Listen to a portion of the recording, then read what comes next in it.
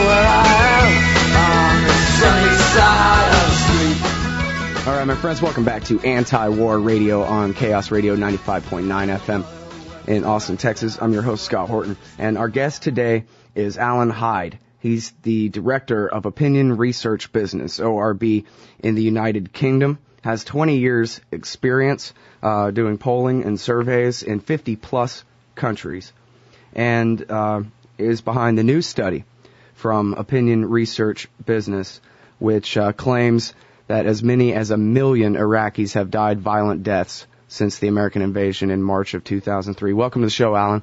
Hi there, Scott. It's good to have you on. This is terrible news if it's right. I guess, first of all, could you tell us a little bit about your 20 years experience and why people ought to understand that you are a professional here and not an anti-war activist? Well, yes, my research career started a little more than 20 years ago when I undertook a postgraduate course in social research methods. So I've always been interested in what people think, really, on a number of issues. I then ended up in commercial market research, working for the Gallup poll, the UK Gallup, and working for a company like Gallup and a couple of others, you get an opportunity to work on a huge variety of projects. Some of them are strictly commercial, looking at products and advertising. Some of them, like the current one, have got a far more serious side to them, looking at society and what happens in societies when you have a significant event. And one of those was looking at Eastern Europe in the early 90s, what people thought about their society when communist rule collapsed. And I now find myself looking at data from Iraq.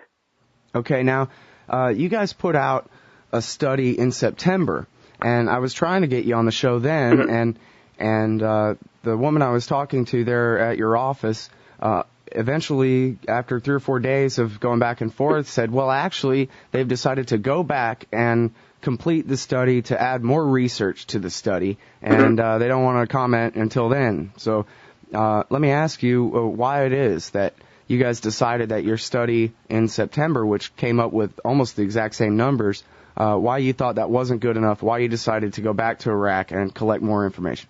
Okay, well, with all research, you can improve. Our research is based on, as nearly every opinion poll is, in fact, every opinion poll is, a sample of people. You obviously can't interview everybody that lives in a country to get a census and get the definitive answer. So you have to do a sample. And when we released the first figures, we got an awful lot of interest, including from you and your colleagues. And what we thought we would do, given the level of interest, we thought there would be some, but we were actually very surprised about the sort of global nature of the interest. We thought, well, let's just be sure about this and increase the range of the survey. And what we did especially was to go into some more rural areas in Iraq, because people were saying, and it was a valid point, that we may simply be reflecting what's happening in the more urban areas, and they may or may not have had a higher incidence of violent deaths and casualties. So we thought, well, let's test it. So we boosted our research, took in more rural areas. Hence, we've got a bigger sample size and some slightly revised figures. And how much difference did it make going in and getting a larger sample and a more rural sample? Essentially, not very much. One of the things about this research is that you take percentage figures from the survey, and we've now got just over 2,400 households involved in our sample. But what happens is, if you extrapolate a percentage to many millions, clearly only a 1% difference in your initial figure. If you extrapolate it using millions, you get some quite big shifts in numbers. When we first published, we said it might be about 1.2 million. With the rural interviews, we've got a slightly reduced figure. the mid-range figure we're putting out is 1.033 million. So we've revised it down a little, but the essential point is that it's still an incredibly large, incredibly sad number. Well, now, you can't, in a situation like this where the country's in such chaos, it must put some limitations on your ability to collect the data. I wonder if, when you're doing statistical surveys and samples like this, if you try to take into account other factors such as, how many death certificates do we have? How many people have been buried at the local cemeteries? And those kinds of things that may or may not contradict your findings. Yeah, well, you'll know from the area that you're interested in that there are different studies. There was the UK Lancet, the medical profession journal. They did a survey where they did verify against death certificates, came up with again many hundreds of thousands. There are other people doing it different ways, such as Body Count, who are following up on media stories. We are opinion pollsters, so we have taken the opinion pollsters route, which is to take a random sample as far as we possibly can, and ask people a very simple but obviously very emotive question, which is, since 2003, has anybody died in your household other than through what you might call natural causes? And so we take, most people fortunately say zero, nobody's died, but those that say at least one person, we ask how many, and we extrapolate. It's something where we've not put our interviewers into a position where they've asked for death certificates or asked for too much intrusive information. We've taken the percentage that have said there's been a death and then extrapolated from that. And our view is it's not the sort of thing that you would treat lightly or make up. Well, it's kind of frustrating from this point of view because, you mentioned the Lancet and Johns Hopkins University in the fall of 2006 said that approximately 655,000 people had died. You mentioned Iraq Body Count. They just go by off of confirmed reports from the news media. They still have less than 100,000. And then there was a UN study that just came out that put the number at right around 100,000, which the War Party was celebrating. See, it's only 100,000. So from my point of view, I'm not good at all these statistics, and I don't really know. I have a wide disparity here. Somewhere between less than 100,000 and 1 million people have died in this war, and I'm not sure which information to try to take into account and compare with other information, and what number am I supposed to settle on here with all this? Yeah, well, I think the honest answer is that we will never know what the true figure is, and I think you've mentioned the Lancet and our own results, which put the figures in hundreds of thousands. The others you mentioned put it in tens or up to about 100,000. And I think the difference is that the two higher figures are based essentially on going to people's households and asking them what's happened, and the others are looking at external sources of information. I think the UN one looks at actual registration of bodies at hospital morgues and mortuaries or something like that. So a very precise measure, and body count is a very precise measure. It's following up media reports. Now, I don't think you can say that one's right and one's wrong. The body count is probably an accurate measure of what's reported in the media, and the other one is probably an accurate measure of mortuary records. So they're using different techniques, and I don't think that's particularly helpful, but that would explain the difference in the figures. Yeah, but it's such a wide disparity in the figures, you know. I mean, I guess I would leave Iraq Body Count out of the argument, since they are strictly confirmed media reports. But even the disparity between the UN report and the Lancet report and yours. I mean, even the Lancet report at almost 700,000 by fall of 2006, you have almost another 400,000 or 500,000 on top of that in just 1 year's time. Yeah, with opinion polling, you have a margin of error. We've put in what we think is the middle result.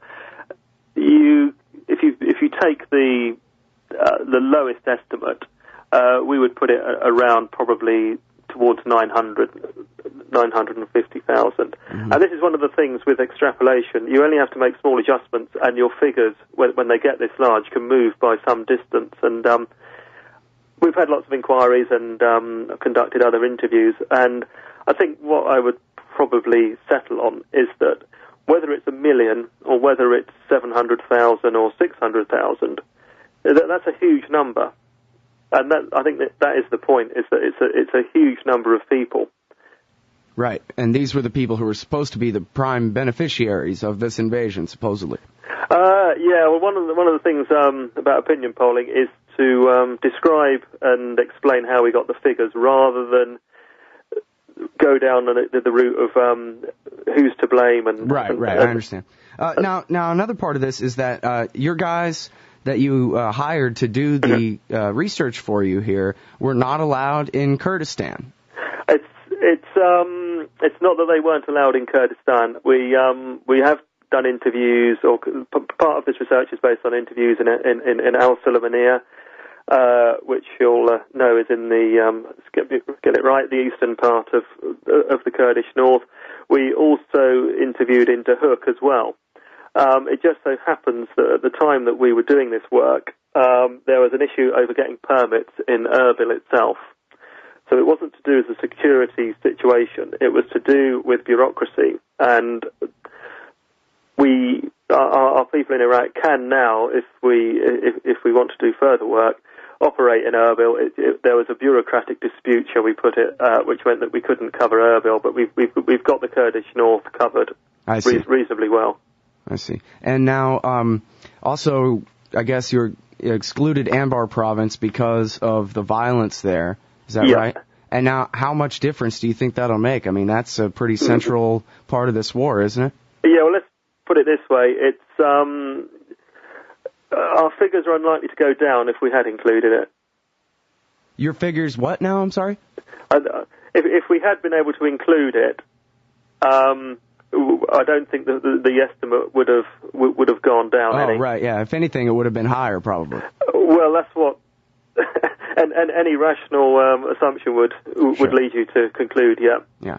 All right, now, according to the Wikipedia page about your original study from last fall, it says ORB reported that, quote, 48% died from a gunshot wound, 20% from the impact of a car bomb, 9% from aerial bombardment, 6% as a result of an accident, and 6% from another blast or ordnance. Are those numbers still pretty much hold up for the new study? Yes, forgive me, I haven't got them in front of me, and I can't quote them verbatim, but they're similar, yeah. Obviously, we use the original study as part of the one that we're talking about now, so you wouldn't expect it to move too much, but they're broadly in line. They haven't moved too much. Okay, well, is there any important points that I've neglected to ask you about here? Closing comments? Anything you'd like people to understand about your work here? Probably at least one, maybe two. The first one is that we don't ask, it's not the question, about who caused the death, whether it's through militia violence, whether it's through multinational forces operations, or in very many cases, whether it's through pure criminal activity. We don't make any distinction. We just measure the number of people that have died violently since 2003. So one thing we're certainly not saying is that all these are due directly to the activities of the multinational forces. And I think the other point to make is that this isn't sponsored by anybody, by any third-party organisation. So we're a commercial research company, and 95% of the work we do is paid for by somebody else. This is one of the rare examples of work that doesn't have a sponsor. So we're not pushing anybody's agenda here. To the best of our abilities, this is our estimate of what the situation is. And, I wanted to clarify one thing, too, which was, I believe the Lancet study was comparing the rate of death. This was excess deaths if you looked at the death rate before the war and the death rate after the war. And you're answering really a different question, which is violent deaths by the numbers. Yeah, we ask, and the question wording is on our website for listeners that want to follow it up. But we do say in the question we're excluding what might be called a natural death, so old age or something like that. So it's kind of similar to what the Lancet are doing, but we've included that factor within our question. Mm-hmm. All right. Well, thank you very much for your insight. I sure hope that you're wrong. But I'm afraid I don't think that you are. Yeah, the one thing I know for certain is that the figure we put out won't be exactly correct. And as I mentioned earlier, I think our point is that it's a very big number, which is the unfortunate and tragic reality. Mm-hmm. All right, everybody, that's Allan Hyde. He's Director of Opinion Research Business. The website is opinion.co.uk. Thank you very much for your time today, sir. You're welcome, Scott.